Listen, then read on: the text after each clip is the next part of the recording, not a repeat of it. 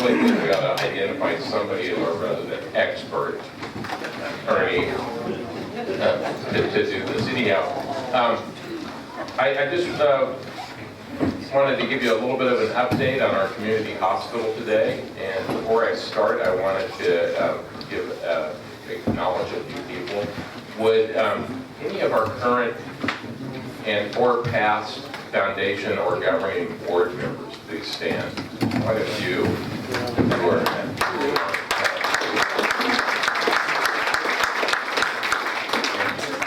Thank you all for your time. And where's Santa? Santa, I guess, stepped out. Santa's a board member as well. You know, we talk about the hospital, and certainly it's got Sutter in its name, and people think that's a big corporation. But bottom line, we're still a community hospital. We have community representatives. Well, we've collapsed our governing boards. Just logistically, it was very difficult to have 24 different governing boards meeting for each affiliate. So we now have a Valley board and a Bay Area board. We do have community representatives on all those boards, but the local boards now are our foundation board, which is our fundraising arm. And Russ introduced Susan. Susan is the executive director of our foundation, as I say, is our philanthropic board. And we'll how did Nancy come up?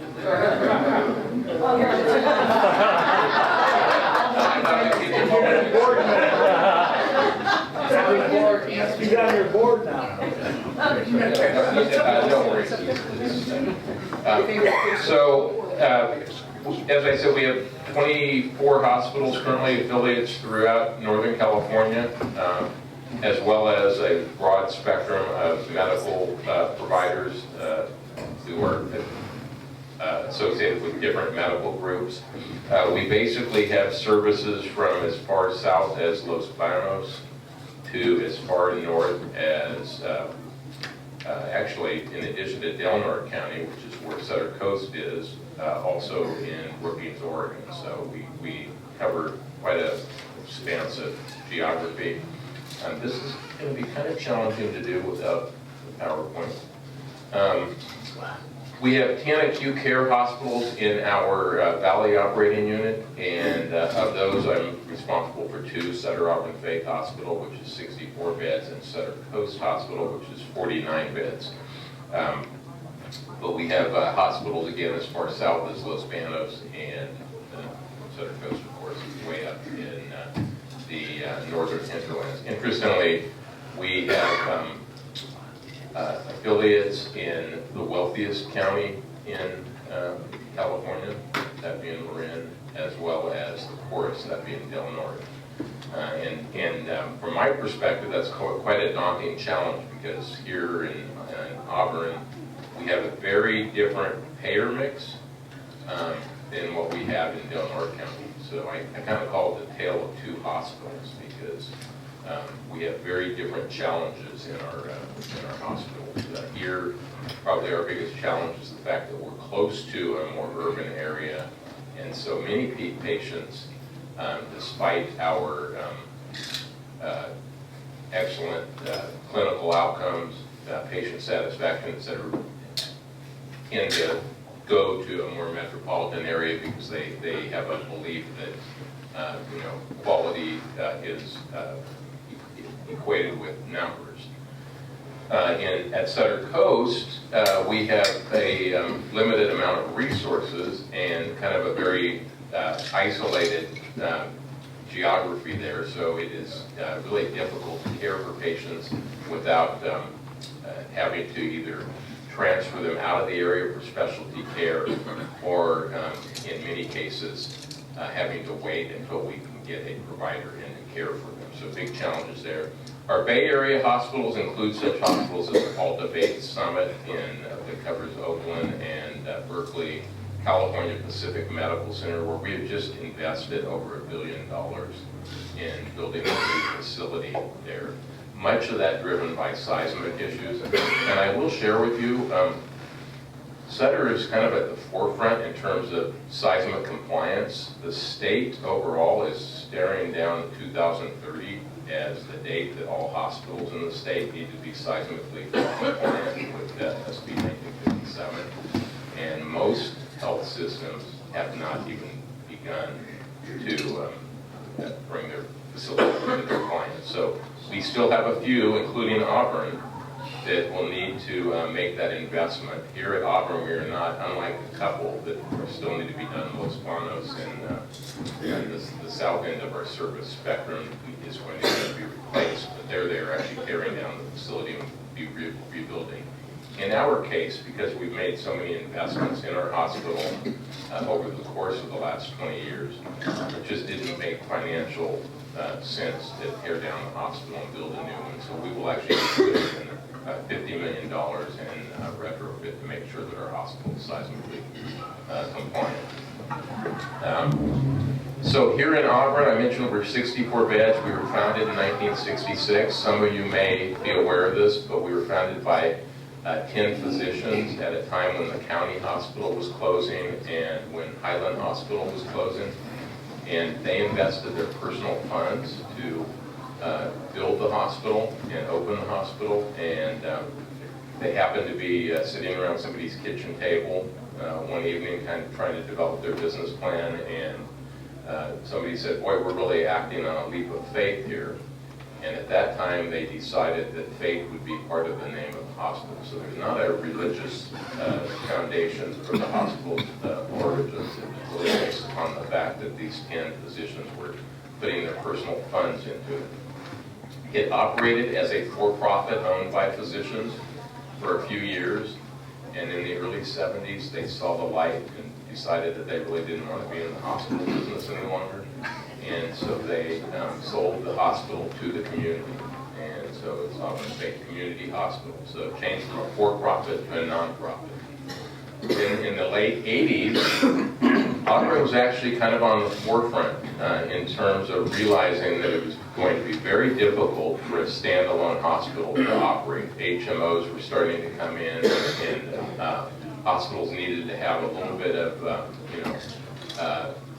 marketing clout that freestanding hospitals did not have. And so the community solicited partners, and they looked at what was then Catholic Healthcare West and Kaiser and Sutter, and ultimately decided that an affiliation with Sutter was in the community's best interest.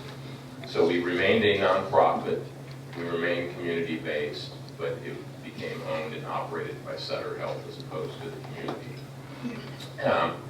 This past year, we had 3,071 discharges from the hospital. And actually, these days, measurements of discharges are probably more appropriate than patient days. Years ago, everything was based on census. Well, now, because of healthcare finances, the real goal is to get patients in, get them taken care of, and get them discharged as quickly as possible. No longer do we have the luxury of saying, well, you can stay until Saturday when your kids are off work and can take care of you at home, because we don't get reimbursed for that. The government, which is our largest payer, bases payment on a DRG, a diagnosis. And so they may say, well, for a hip surgery, you should be in for 2.5 days. And if you stay in longer than those 2.5 days, the hospital starts losing money on the patient.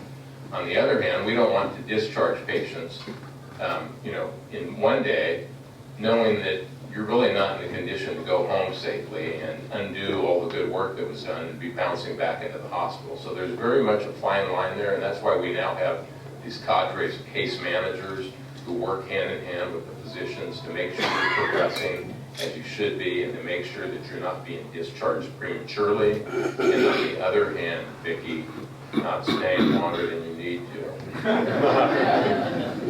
I gave Vicki a hard time because she happened to have a surgery a while ago, and I go in every day and say, okay, I'm losing money on you now. We had in 2018, I'm obviously giving you 2018 data because 2019 is not completed yet, just under 36,000 outpatient visits. And I'm speaking just for the hospital, so I'm not speaking about the Sutter Surgery Center or the Imaging Center. Those are not part of the hospital's licensure.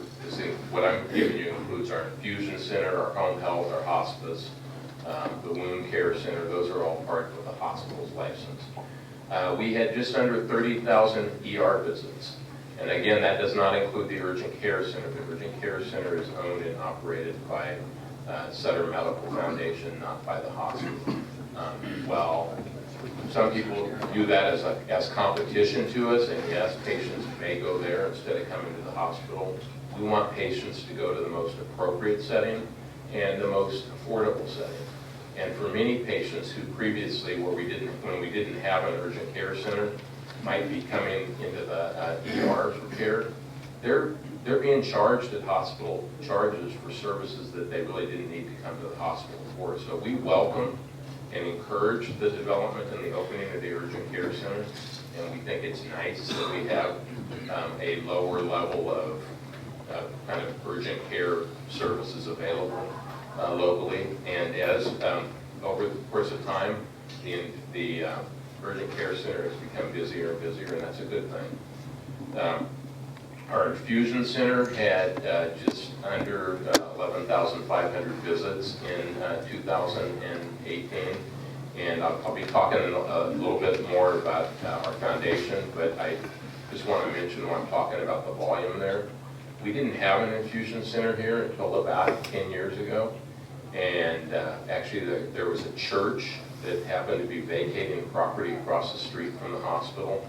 So we went forward and purchased that building, and through the generosity of people in this community, through the foundation, we were able to raise funds to build out that church into an infusion center. It's actually a very nice infusion center.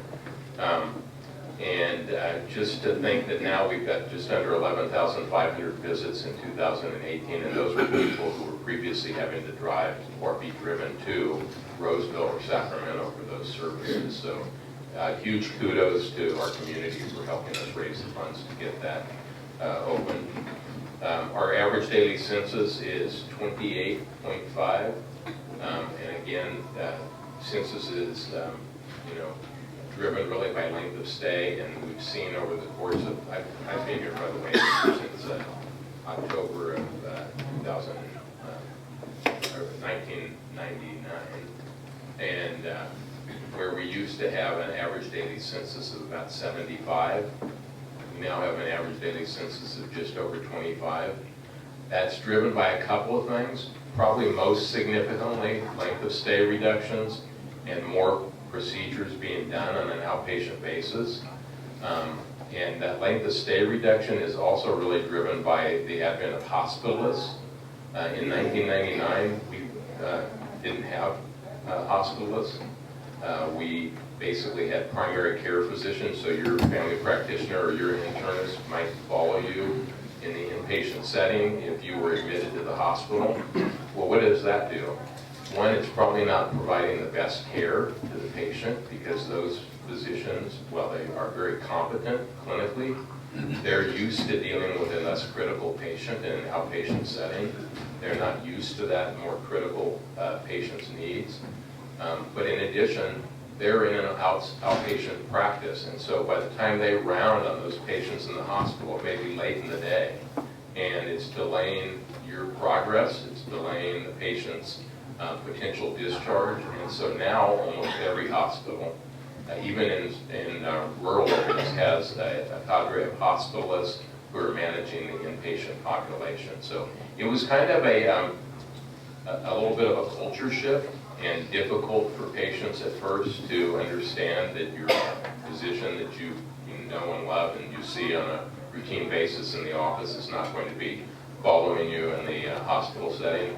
But America has changed and kind of embraced that now and understands that they're actually getting better care by virtue of having hospitals. Our medical staff is 375 physicians.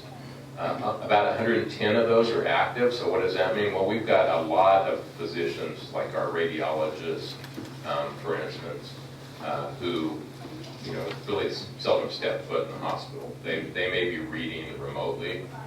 We have what we call the Nighthawk service that, while we don't have hospitals sitting in the hospital 24/7 reading images, those are being read by somebody who may be sitting in an office, 20 miles away, or maybe at home reading that. So technology is really making a huge difference. I'll share with you actually at Sutter Coast, again, very different beast, very remote. Next closest town is Medford, so it's about 2.5 hours away. We don't have a lot of specialty services, but we've brought in just here from Auburn our nephrology group, who by virtue of telemedicine are able to assist with dialysis services. We opened when I say we, not Sutter, but we encouraged and helped to build a dialysis center on our campus there, so patients weren't having to drive 2.5, 3 hours for dialysis services. And those physicians are reading those remotely, or not reading, but consulting with those patients and providers remotely. We have 661 employees, and we have 110 volunteers. Those 661 employees generate salary and benefits in the amount of $74.2 million a year. So it's a significant economic driver to our community as well. Probably the most significant private employer in the Auburn community, just in terms of dollars spent. Unfortunately, without the video, I can't share this on the screen, but I did want to share with you our dashboard. This is year-to-date through October, because November results aren't in yet. But these are metrics that our system has asked all of us CEOs within the system to focus on. Quality, we're at best practice here in Auburn. ED throughput, that's obviously important because we don't want patients to be waiting, inordinate amounts of time to get not only seen, but either admitted or discharged. We are at target on ED throughput. We are at target on our patient satisfaction. We are at best practice on our community contribution. So that is one of the metrics that we are asked to ensure we complete as well, which is how we give back to our communities. And I'll talk about that in more detail in a couple minutes too. Our growth metric is basically measuring the number of active patients we have within our system, and we are at target on that. We are at target on our finance, and finance, by the way, is being measured by cost per discharge. So it's really trying to drive our costs down and incentivize the administrative staffs at our hospitals to really focus on cost reduction while ensuring that your quality, your patient satisfaction, all those other metrics that we're being measured on are not at all jeopardized. Financially, we are at best practice, and that's our earnings before interest, taxes, and depreciation. That I will share with you is really a tough one for us, particularly here in Auburn, because we don't have a lot of commercially insured patients. And the dirty little secret, I don't know that it's so much of a secret anymore in healthcare, is that the folks who are employed, who have commercial insurance, are really kind of subsidizing the government-sponsored and the underinsured or uninsured patient population, because that commercially insured population is really the only population that we generate much of a margin on. There's a little bit of a margin still on outpatients in the Medicare world, but in terms of Medi-Cal, obviously in terms of the uninsured, there's no margin on those patients. But that's again part of our community contribution. We don't turn those patients away. If a patient walks through the door and they are uninsured, we're going to treat them regardless. And then our last two here, employee satisfaction and physician satisfaction, we are at best practice in the system, which is at the 85th percentile higher nationwide. And why is that important? Well, it's important because obviously we want our employees and our physicians to enjoy their work environment. But frankly, you cannot have patient satisfaction if you don't have good employee satisfaction and physician satisfaction. So it's kind of the leading indicator, if you will, for patient satisfaction. Just a few accomplishments I wanted to cover with you from 2019. We had a very successful Joint Commission survey. The Joint Commission it's an unannounced survey. It's kind of the good housekeeping seal for hospitals. And that survey occurs every 3 years. So they walked in the doors in, I think it was April or May. And, again, it's unannounced. We know that they're going to be there just about every 3 years, right within a couple months range. But we had no conditional findings. We had a home health and hospice survey by CMS. That's the agency that oversees Medicare and Medi-Cal. And we had absolutely no findings there. That's almost unheard of. We had our primary stroke center reaccreditation as well as our cancer center reaccreditation. The cancer center reaccreditation just occurred a couple weeks ago. We have our cardiac rehab program, again, through the generosity of people in our community. We raised funds for the cardiac rehab program. It is due to open in January. It's been embarrassingly long, I will tell you. We had a ribbon cutting for that a year ago, and we are just now getting it open, in part because licensure took, so the state oftentimes, we're beholden to them. We can't do anything until they come in and sign off. They came in the first time, they said, well, we want to see this, we want that, we want nurses staffing this service, not technicians, things that were not necessarily in the codes, and that some of our own cardiac rehab programs within the state were not doing, but they were requiring it now of us. So it's just taken a lot longer, but we hope to have that open in January. In 2019, in Auburn Journal's Best of the Best Medical Facility, Sutter Auburn Fate, Best Urgent Care, Sutter Urgent Care, Best Doctor, Mark Noble, and he also is our Hospice Medical Director, Best Surgeon, Ben Williams, Best Pediatrician, Richard Loomis, and Best Colfax, Dr. Curtis Fox. Those are all Sutter physicians or Sutter affiliated physicians. In the course of the year, we recruited about 14 new physicians to the community. Now, most of those are hospital-based, so you probably wouldn't even know because they're either ER physicians or hospitalists or a couple of radiologists. But we have a new GI, Dr. Adlery. He is new this year. A new cardiologist, Dr. Anderson. And I think we now have 6 cardiologists, which for a community our size is really something. To put it in perspective, our service area population is about 95,000. Sutter Coast service area is about 45,000. They have no cardiologists, and they have an older demographic than we have here, so we should be very fortunate to have that many. A new nephrologist, a new general surgeon, Dr. Zaria, and a new orthopedic surgeon, Dr. Lickman. Somebody was just sharing with me that it just had shoulder surgery with Dr. Lickman. So those were all adds this year. I mentioned the cardiac rehab program. Just to give you a little bit of background on that, we used to have a cardiac rehab program. We actually closed it about 15 years ago. So people are probably thinking, what are they, schizophrenic or something?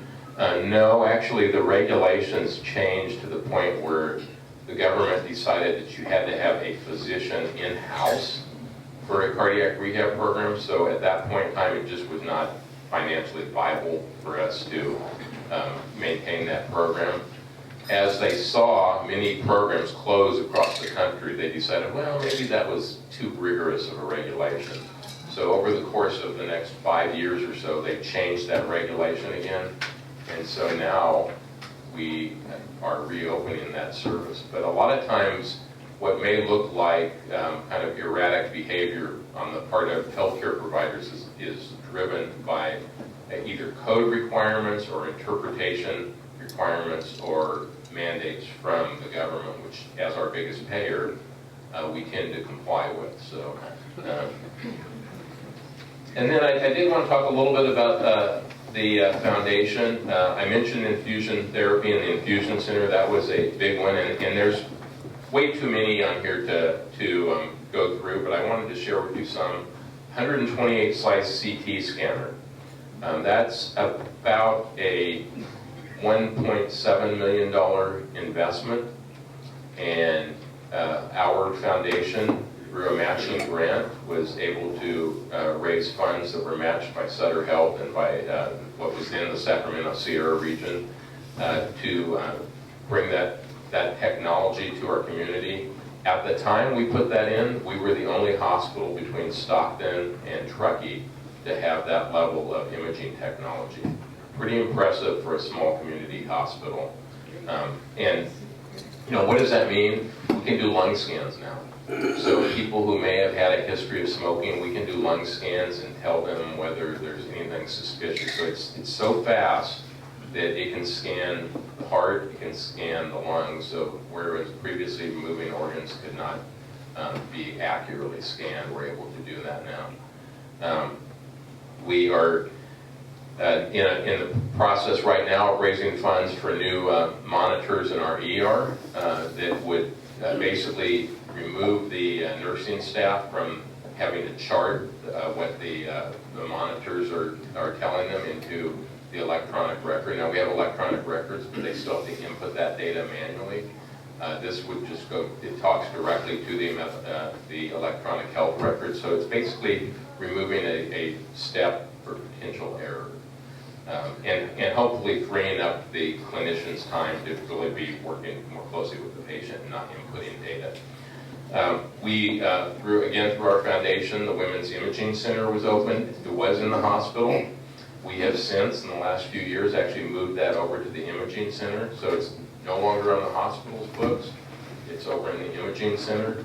And, you know, again, while it was nice to have that service in the hospital, you have to look at what's best for the patient. And hospital real estate is the most expensive real estate in healthcare. So does a mammography really need to occur in the hospital? No. And it's not as if inpatients ever require a mammography or mammogram. So we were able to move that service out, hopefully bring down the cost for the patients. VNA and hospice, so that's our Visiting Nurse Association and hospice. Many of the services that we provide through VNA and hospice are not reimbursed. So it's philanthropic dollars that help to support those. Our bereavement program to help grieving families, the Art Can Heal program for people to express their emotions creatively, the Light Up a Life program, those are all through VNA Hospice and Philanthropy. We just actually put in our second disinfectant robot.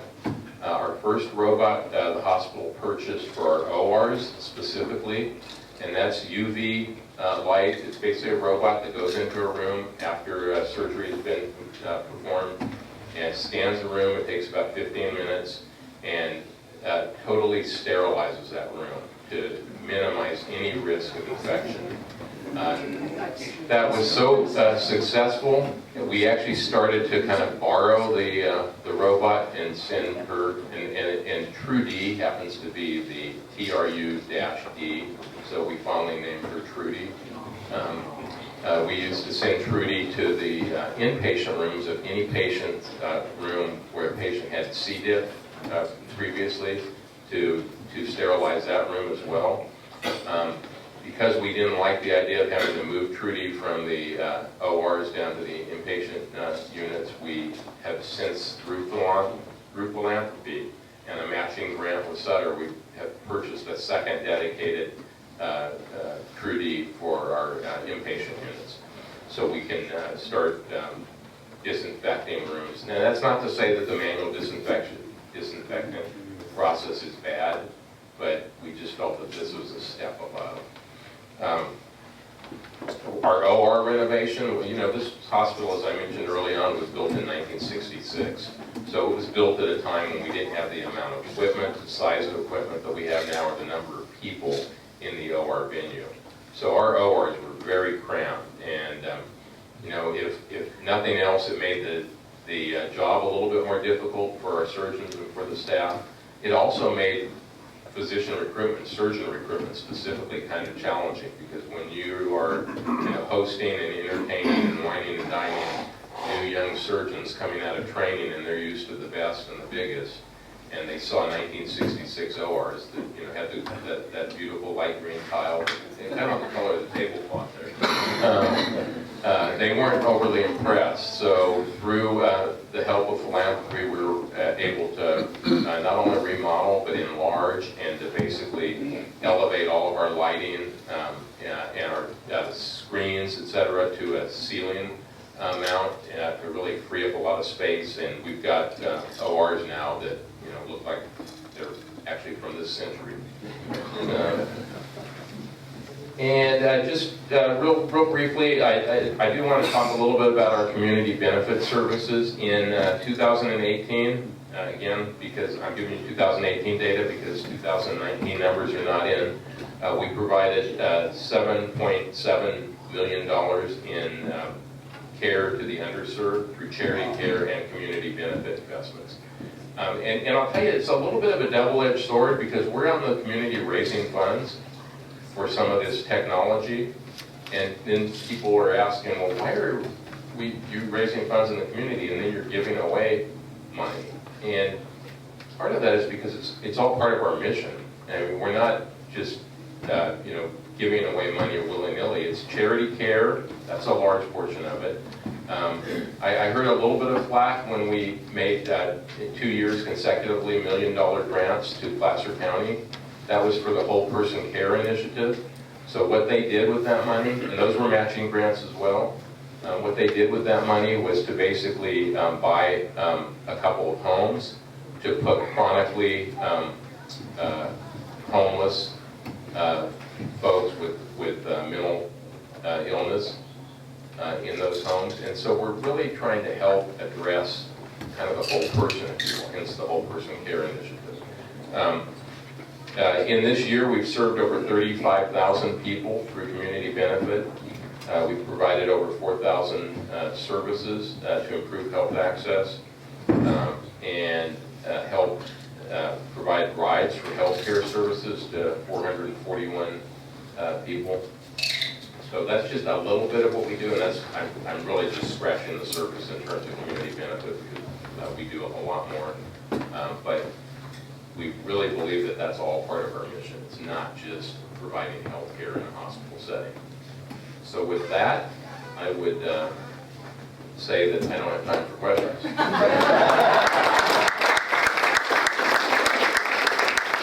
you have any questions, we'll stick around for a little while. You can ask them. I wanted to take a picture. Okay, sure. We've got to get away from that TV screen. So, I'll take two, so I can just go.